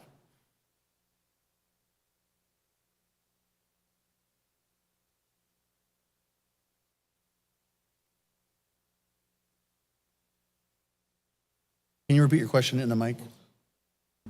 People at home. So you're saying you're using blood as for the determinant, but is it exactly the same as, say, 5 beers, or what is it, 5 beers, No, 10 beers? Or? And Mayor Price, Councilman, let me clarify. A lot of it is done with the field sobriety of the officers, the operation of the vehicle, the obvious signs of impairment with the operation of the vehicle, and then the sobriety test, and then it's extracted via blood and analyzed by the state lab to determine the content of THC in the person's blood, therefore impairment. Alcohol is just a different way of testing. It's usually breath to determine whether it's 0.15, 0.20, or things like that. So it's over the last 10 years, police have really begun to, blood is the main way of extracting evidence and analyzing it. And if I may, Counsel and Chief, correct me, the drawing of blood, you can't do that when you pull someone over on the side of the street. You don't have a lab and you don't have the ability to do that. This is usually for investigations of something significant. The problem with marijuana is there is no quick tool to use like a breathalyzer test. I suspect one will be forthcoming in the near future because the market will determine that and drive that. But right now, as the Chief indicated, it's really about driver actions. Are they weaving? Are they doing this or doing that? To give them probable cause to stop them, and then they will do field test of some sort. Yep. Right, Chief? Yes. But the ability to do blood tests on the field is not going to happen. That blood test has to be authorized through a court action or warrant or something to that matter, Yes, or part of an arrest, correct? Yeah, there would need to be a search warrant for it. There are new tools out there, though. For alcohol, we utilize what we call a PBT. It's a portable breath testing machine. We've also ordered 2 of the ones that we can utilize for marijuana and other dangerous drugs as well. to give the officers that probable cause on the side of the road. But the process with blood compared to breath is a little bit more time-consuming for our officers. Well, tolerance becomes even more significant then. Ability to tolerate, because somebody might smoke a half of a joint and be out of it, and somebody might be able to smoke 5. Same as alcohol. But, which I guess is the same thing with alcohol. The tolerance becomes significant. That I'm not really qualified to speak to. I mean, it affects everyone differently. Okay. Thank you. Okay, thank you very much for your answer to those. Appreciate it. Number 8. My family and I are opposed to the approval of a marijuana dispensary in Maricopa. I understand marijuana use causes problems with brain development and function, which problems are enhanced by the heightened THC levels in modernly cultivated marijuana relative to the marijuana of decades ago. The legalization of marijuana, a harmful substance to ingest, should not result in the establishment of a dispensary in every city and locale in Arizona. I imagine the taxes and fees to be collected from a dispensary and the prospect of increased revenue are enticing. However, we should be focused on and more concerned about the health and well-being of our residents and children, far above the few dollars a dispensary would generate. A short drive up to 347 to the myriad of dispensaries in Chandler is a small inconvenience for those who want to get high. That's from Leo S. So again, more of a comment. We'll proceed. Number 9, I'm opposed to the recreational use of weed. I lived in Colorado before moving here, and after it was legalized there, the accident rate went up, crime went up, domestic violence went up, and the money from taxes was never used as it was sold to the citizens. It's a gateway to more lethal drugs. It also does do damage to brain cells for healthy people. It could change their lives for the worst in older years. Medical use by prescription from a doctor for someone who has few options, it is something that is good. I voted against it on the November ballot. I stand against it here in a city that has kept a very good reputation above and beyond others in our state. Let's keep that away. I vote no. This is Frank W. Thank you for your comment, Frank.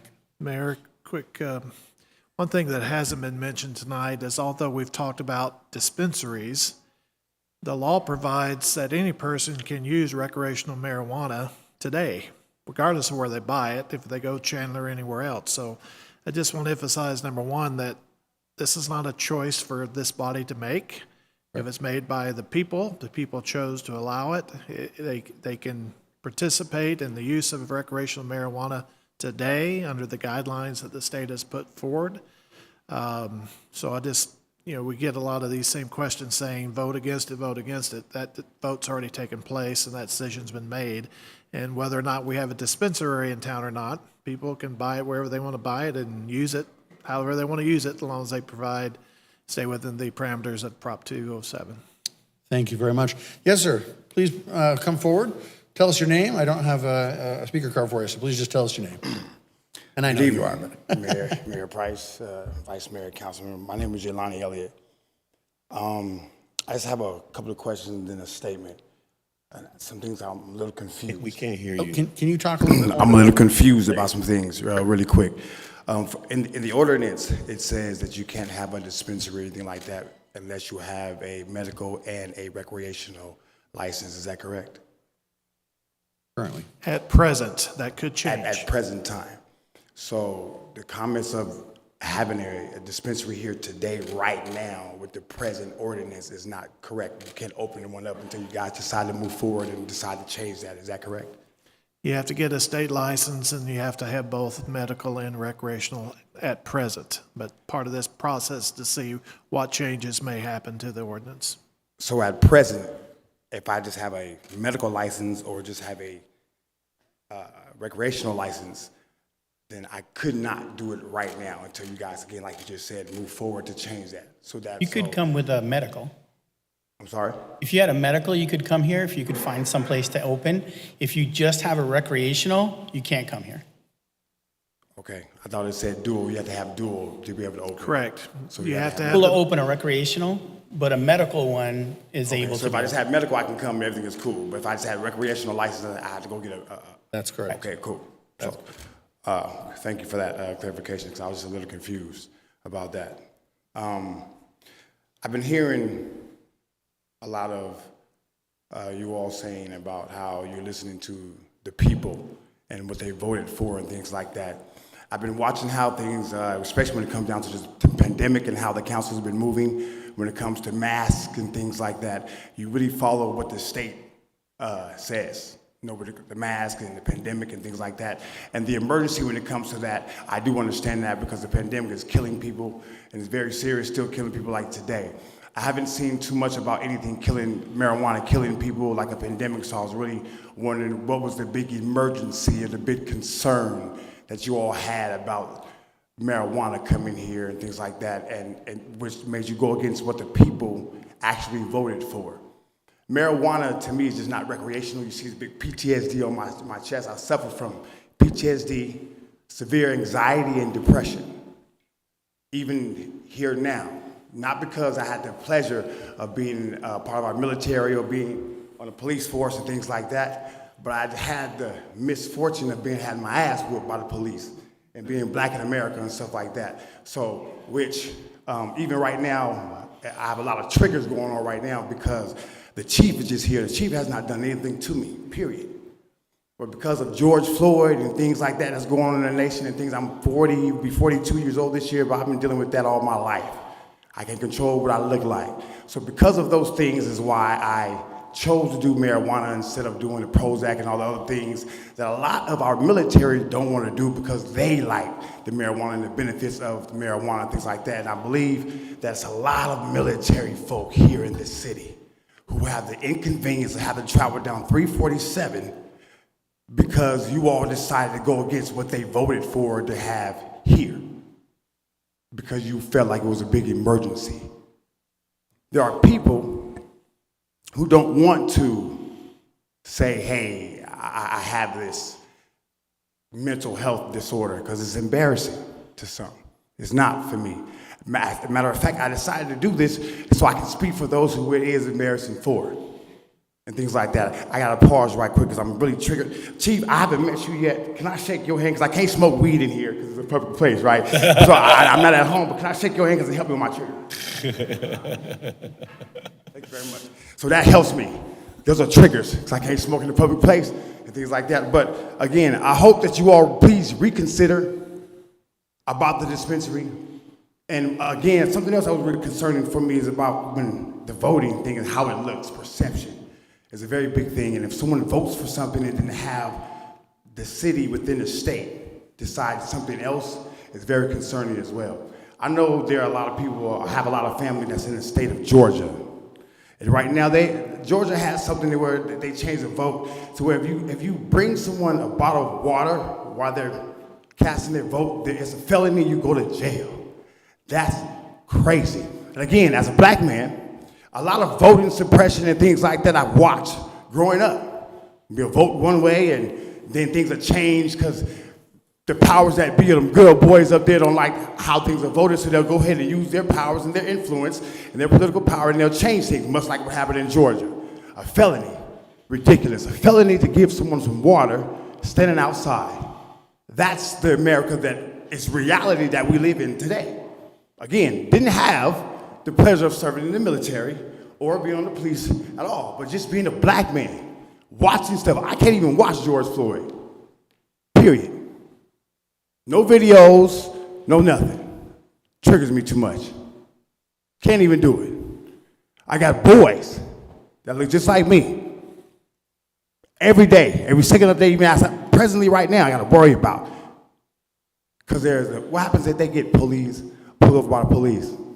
Or something happens to them if they break a regular law that I'm pretty sure you guys don't have to talk to your children about at all, period. How to act. Keep your hands right here. Don't move too quick because you'll lose your damn life, which is reality with us. So please, do something. Don't go against the voters. And please recognize the people that medically have to deal with this stuff. And because of it, I smoke a lot at my house. So we all have those neighbors, and let's be realistic. That's going to call because they don't like the smell. Cigarette smoke is proven to kill your ass. Secondhand smoke, right? So you're going to call the police on me because I will smoke. I'm telling you now, if you're my next door neighbor, you're going to call the police. Because I don't want to smoke inside my house all the time. I got children. So I go outside. With my children, I go outside. In my backyard, in the house that I bought and paid for. And someone can call the police as a nuisance, they can, then I'll have contact, which is another trigger. Please think about that. Thank you. Thank you very much. We appreciate your comments. Okay, let's go we get 9, let's go 10, then I'll go to you, Gary. Can a recreational dispensary only open, or would they have to have both recreational and medicinal licenses? So that was, again, just the topic we just discussed here, and again, just from a clarity perspective, just like it was said, as it stands right now in the city code, as it was before this council ever existed, no one was on that council then, but it paralleled what was in existing code from a previous council, and in parity with Prop 207. Which again allows the city to then make certain zoning restrictions and certain caveats. We can't stop it from happening, and we certainly don't want to. You can smoke in your backyard, just like you talked about, and there is any time a medical marijuana dispensary wants to come and locate to the city of Maricopa, they could do so today if they wanted to. Okay, they have that option. So we have not restricted that. Now there are certain feet that they have to stay from a preschool or a high school or a church or a public park or things like that, but they could locate here today. So again, I think that answers the questions, and for hopefully for further clarification there. But, All right? but on number 10, the answer is no. Can a recreational dispensary only open, or would they have to have both recreational and medical? So no, a recreational cannot open in the city of Maricopa today. Correct. They need to have both. But not the medicinal. So. And Mary, I know you've said this at the beginning of the meeting, but it may bear repeating again, that the action the council took previously preserved the right to do what you're doing today. You would not have had any opportunity to allow the public to give you any input, and you could not have made any changes if you did not do what you did before to preserve the opportunity today.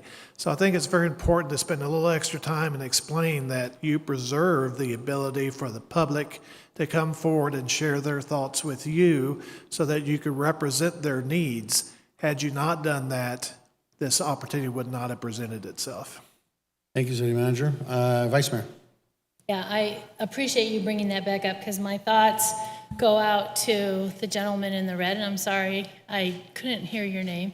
I appreciate your feedback and your input, but that's a very important point to make.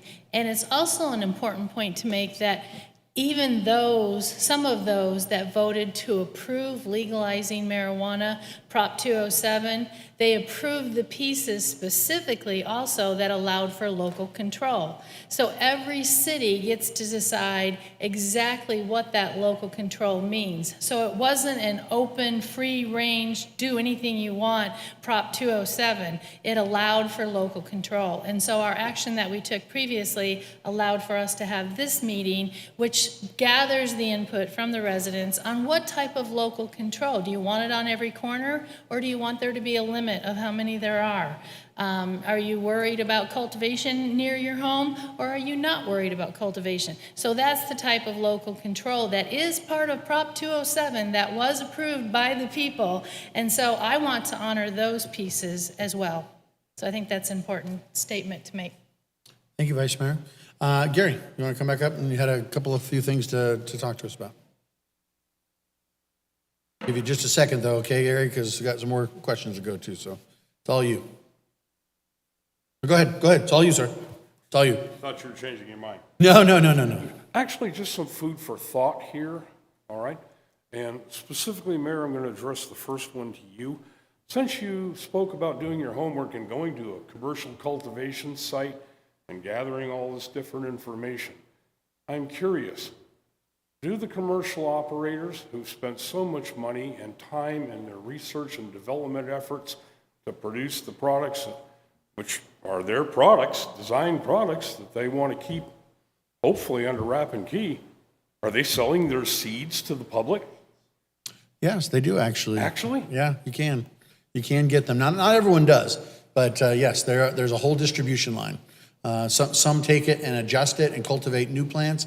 And again, that's a whole other discussion I'll have with you after this, but it is fascinating because there is what's called a mother room where they take mother plants to then take from those plants and then bio-cross diversify and create their own. And then once they get something that they like with a potency that they like, they can take it and they can sell the seeds. Yes.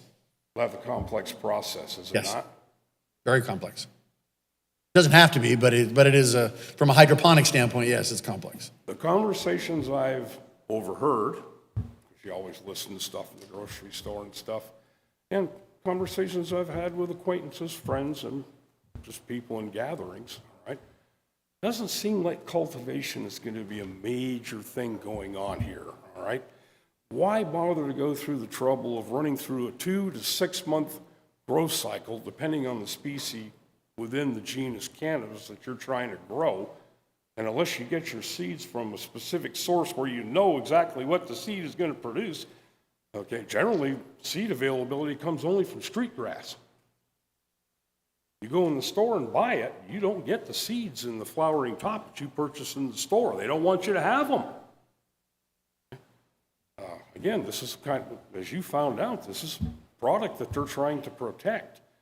But the bottom line is everybody seems to have the attitude, why should I go through the trouble of growing this stuff and all the effort and expense that it requires when I can go down the street, buy known safe products, okay, that have been tested for their potency, for their purity, and for everything else, all right?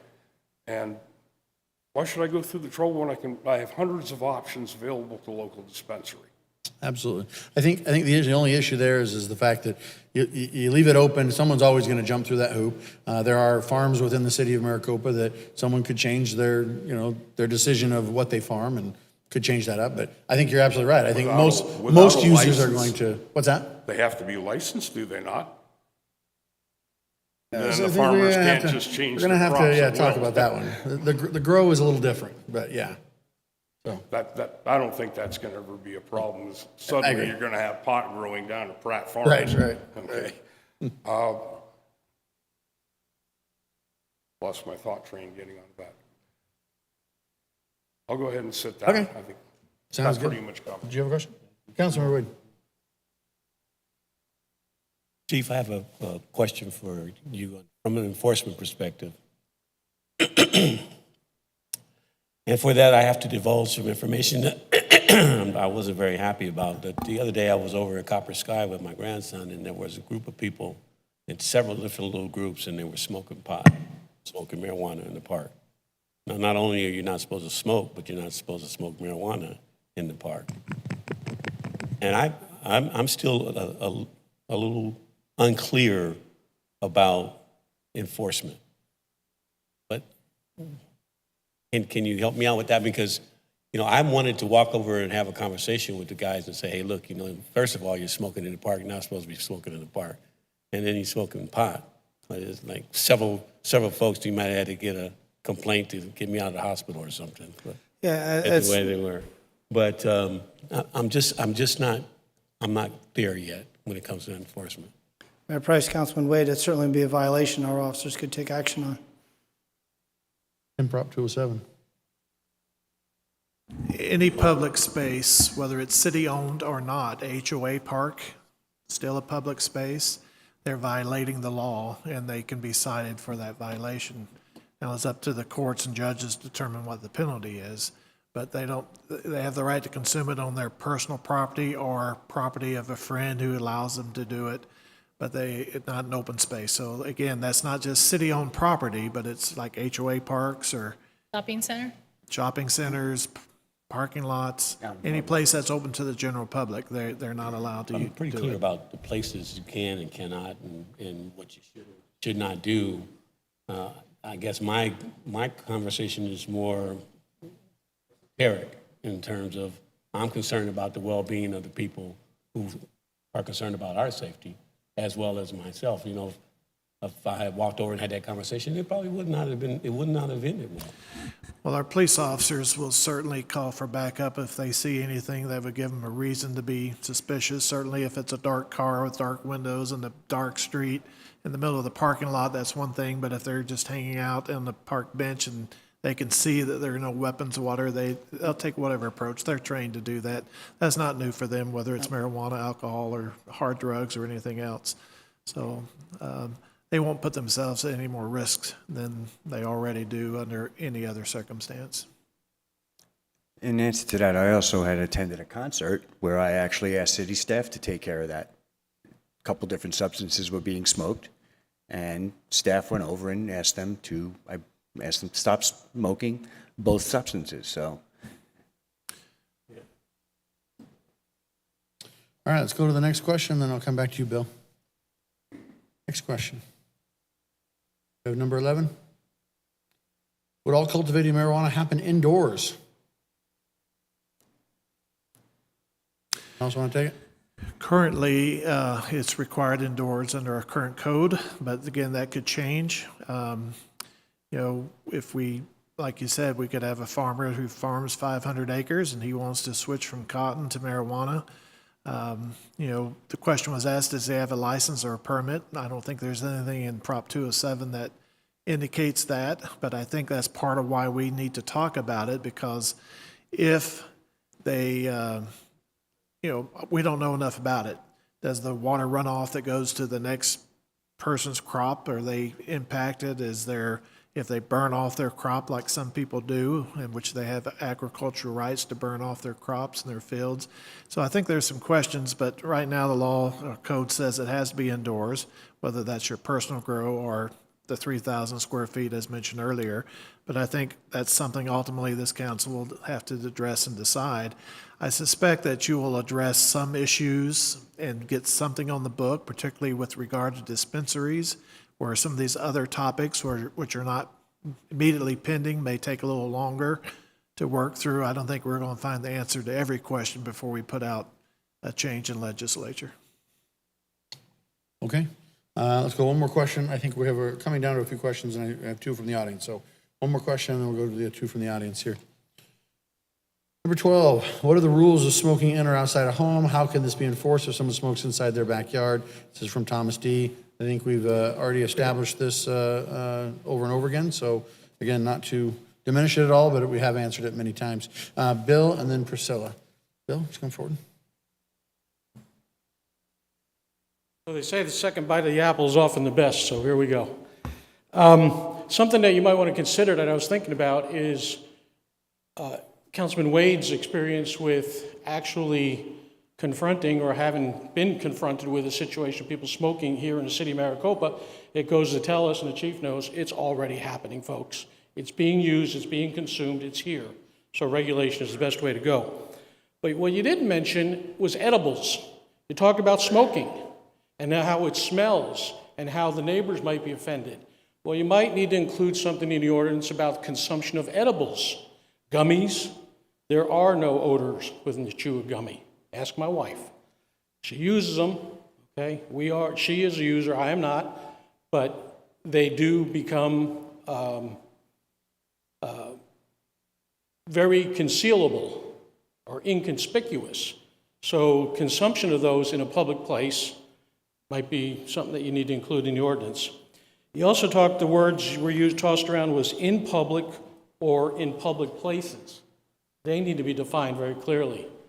You just told me, I just heard the city manager say an HOA park would be considered a public space or place or whatever. I live in Province. We can't get the police to do speed control on our private streets, let alone noise complaints or anything else, because we're so private. We're a private community. We have a lot of medical marijuana users in Province that I personally know. And it's not a big deal. It's happening. So the differentiation between a public space and a public place really needs to be included in the ordinance, as well as possibly calling out edibles, how edibles can be consumed or not consumed. You can walk around with a gummy in your pocket. I could have one, you wouldn't even know it. Okay, I could put it in my mouth like a piece of gum, and you wouldn't know it in this meeting. Okay. The other thing is that you didn't. I don't know if you've researched it, Mayor. You went and did your tour, but the difference between medical marijuana and recreational marijuana. Recreational, the most you can buy is 10 milligrams. Medical, with the card, you can buy up to 100 milligrams. Now, when you get the gummies, 10 milligram gummies in a package equals 100 milligrams total. So you could chew all of them, I guess, and be legal, okay? But there is a difference between the two. You can't get the high percentage marijuana, cannabis, in the recreation like you can the medical. If you have an opportunity, go to the Sticky Saguaro. It's a medical and recreational dispensary on Riggs Road in Chandler, right on the Chandler-Gilbert line. I believe it's in Chandler. It's a beautiful building. It sits right outside the gates of an affluent gated community and across the street from an affluent golf community. You wouldn't know it was there unless you knew what Sticky Saguaro meant. I went there and parked in the parking lot. Mothers, fathers, professionals, people in suits, people come out of the gated community in their golf carts and drove right into the dispensary. They were doing business retail like any other retail business. I got out of my car and walked around. I was immediately asked, are you coming in, medical or recreational? I said, no, I'm just observing. It was a security guard. They check your ID. It was seamless. You didn't smell anything. You didn't see long lines of people. You didn't see shady people hanging around. You didn't see junk cars and people and kids hanging out and smoke pouring out of it like you see in the movies, with the Cheech and Chong movies. It just wasn't there. And it was right outside the gate of a gated, affluent community. Go take a look at it. You'll be surprised. It can be done. It can be done reasonably, and I trust you guys do the right thing. Thank you. Thank you, Bill. Priscilla?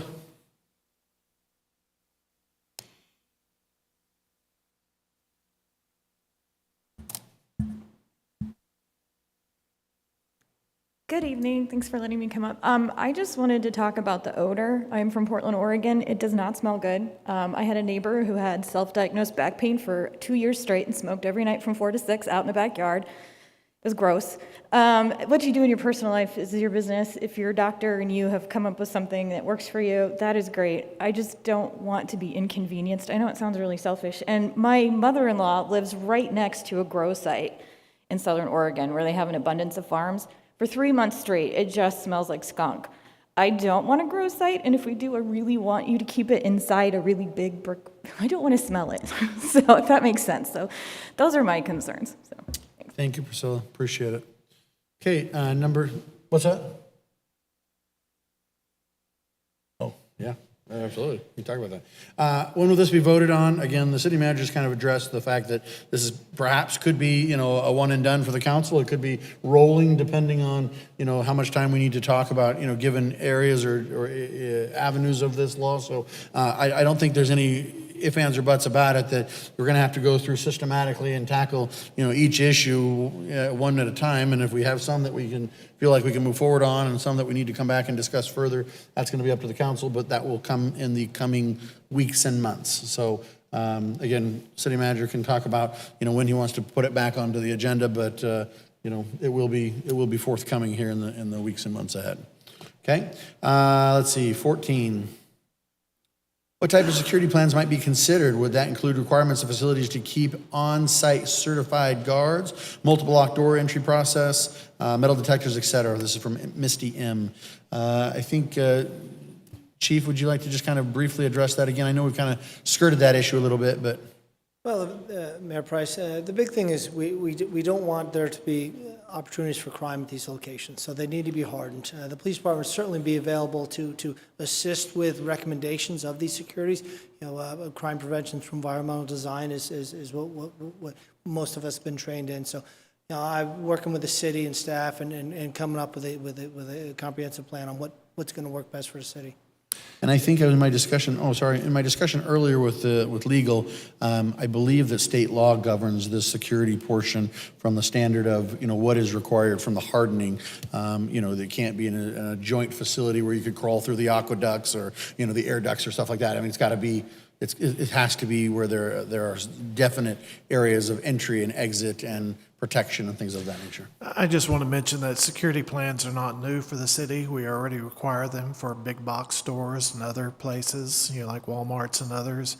We ask for their security plans as a part of the approval process. So this is not really abnormal. Anything that brings a lot of people and money, such as a big box store, there tends to be increased crime. And so we ask the store to help mitigate the potential for crime, so as not to put burden completely on the taxpayers of the city. Perfect. Thank you. All right, moving right along here. 15, regarding smells, is the scent limited to the smoked marijuana product, or does that include scents emitted from growing plants? Now, well, B.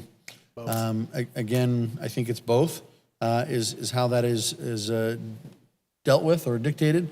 And again, that's going to be some information this council wants to further look at on either further restrictions or not. So, Yeah, from the research I've done, manufacturing could emit an oil. Testing typically does not emit an oil, so if you had a testing facility, it's probably not going to be intrusive. I said an oil, but I meant an odor.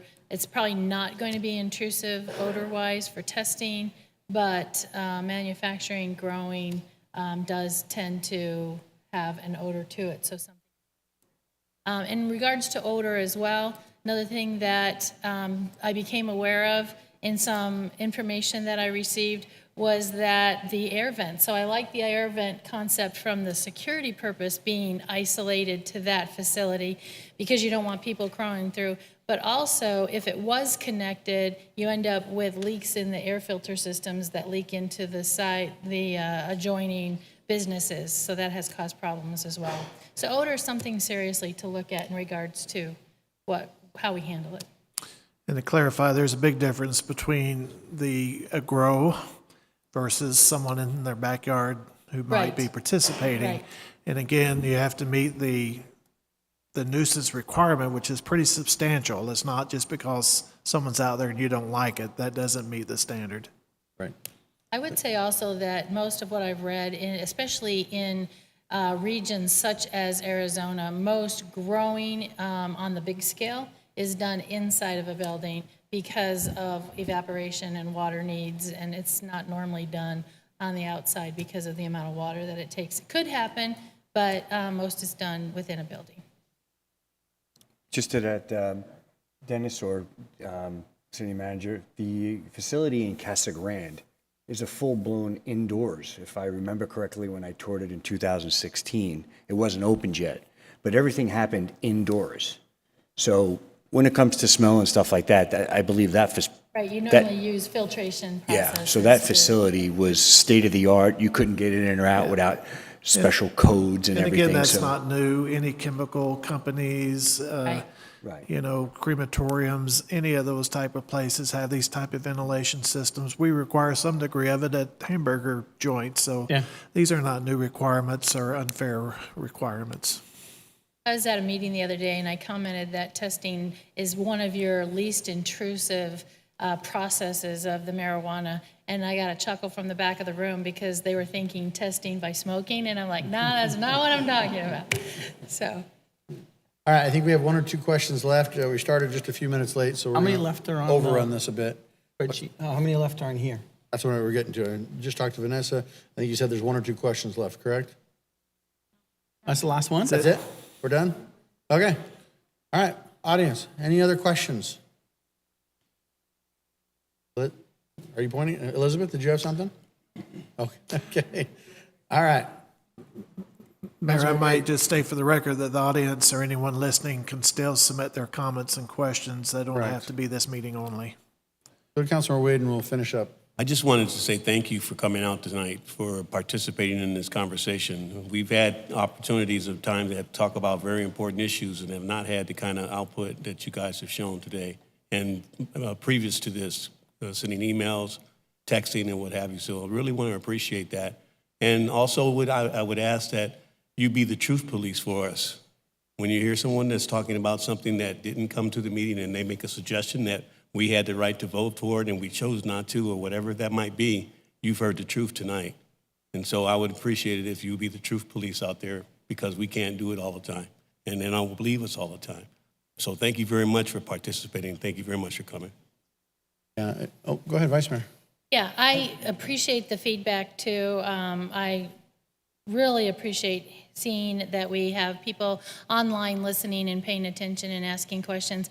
I, for one, did not receive enough detail. I feel like most of the comments we received were really large in thought, which is perfectly fine because it helps me a little bit. But I feel like there's not going to be a next meeting for me where I can say, okay, you've put together the ordinance and now you can change a few things or vote on it. I would be looking to not vote on the next one because I want those details put into the code and as a proposal, and then I want time to think about it and receive additional, because that's where the detail really comes. The big idea is shared here tonight. Some of the specifics are important. I learned a little bit about what the audience and what the public and residents are looking for, but I don't see us voting on it the next time. That's just my feedback, and I don't know how we prepare for that, but I just want to provide that feedback. I think there's still too much that's going to be taking place in the next proposal or the next edition. Yeah, thank you. Councilman Manfredi. With the ordinance we put in place a couple months ago, right? With the ordinance we put in place a couple months ago, or a month ago, we effectively said, well, you can't have a recreational dispensary in the city of Maricopa, regardless of what we say, that yes, they can, yes, they might be able to. Right now, you can't have one. My opinion is simply, it's a free market. You know, I've already said it 100 times. I don't want a marijuana dispensary in the city of Maricopa. But my opinion is just that, an opinion. I believe that the people chose to have a recreational dispensary in the city of Maricopa. The people voted for a recreational dispensary in the city of Maricopa. The people today are pushing for a recreational dispensary in the city of Maricopa. If you want a recreational dispensary in the city of Maricopa, make sure that your council knows. Email them at citycouncil@maricopa-az.gov. Keep the, I don't want to say pressure, but keep that in everyone's minds. We could come back in 2 weeks if we really wanted to, and we can actually separate medical dispensaries from recreational and say you don't need a medical and you can have a recreational, and leave everything else in place that's as restrictive as we want it. So there's a lot of things we can do quickly and without opening up the floodgates.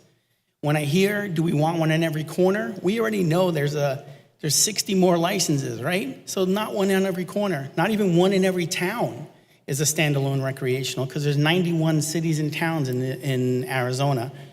So if we want to really say no recreational dispensaries as a council, if we want to say that, then let's say that. But if we want to say we want there to be one, but we need to figure out some other stuff first, then let's do that. But I do believe by taking it and putting together that if you want a recreational, you first must have a medical is too restrictive. So that would be the first thing I'd say we should come back and discuss, and that one item, and we figure that out. Then we can figure out the rest. But I look at it as the people voted, the people want a recreational dispensary here. We have, I don't want to say no choice, but I don't think we do have a choice. I think it's the people voted for it. So for me, it's free market capitalism at its best. If somebody wants to spend $1 million to bring a recreational dispensary here, or whatever it's going to cost to bring one here, I think we should let them. That's me. Thank you, Councilor. Anyone else comments at this time? We have overrun our meeting by about 5 minutes. We started a little bit late. We thank you for your patience. As you can see, this is not an easy topic. It might seem like it is from the audience, but I can assure you I have, along with all your council members, been speaking with other cities, obviously doing our due diligence, trying to see how the different laws compare from the past laws to the most current. And this is not an easy subject, and we certainly want to do what's right. We want to do what's right by you, and we're not all going to have the same opinions, but we're going to do our best, and we're going to keep hashing it out, and we're going to keep taking it a piece at a time, so the sculpture finally emerges. I wanted to thank you also for your patience and for your input. We can't do this without you, but I can also assure you that there are 91 cities and towns in this state that are wrestling with this very same thing. And in fact, I got a call from 3 of them right before this meeting asking, what are you doing? Everybody's looking at everybody else, and everybody wants to know what others are doing. And there is a standard by which they're trying to adhere, but at the same time, those perspectives are as varied as the people in this room. And that's what's exciting about it. And that's why what Vice Mayor Smith said earlier, local control is so critical. I think that local control allows us to look at the finality of this, and yet it's not final.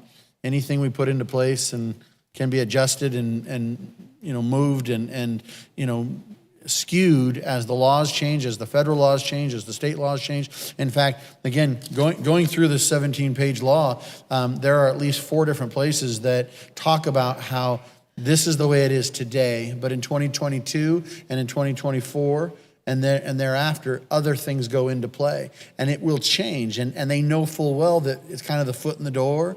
Once it's in there, and this is the new way of being, that people will accept it a certain way, and then it will change further, and it will change further. So this is not the end by any means, but it certainly is the beginning of what we're trying to accomplish for this city. And again, we appreciate your help, because I think all of your input tonight has been critical. So with that, council, can I have a motion to adjourn and give us 8 minutes for a bit of a break and a quick recess, and then we'll come back and restart our actual meeting. So can I have a motion to adjourn, please? Moved. Motion and a second. Did you second that? All right, motion and second. Thank you. All in favor, say aye. Aye. Any opposed? Motion carries. Thanks so much.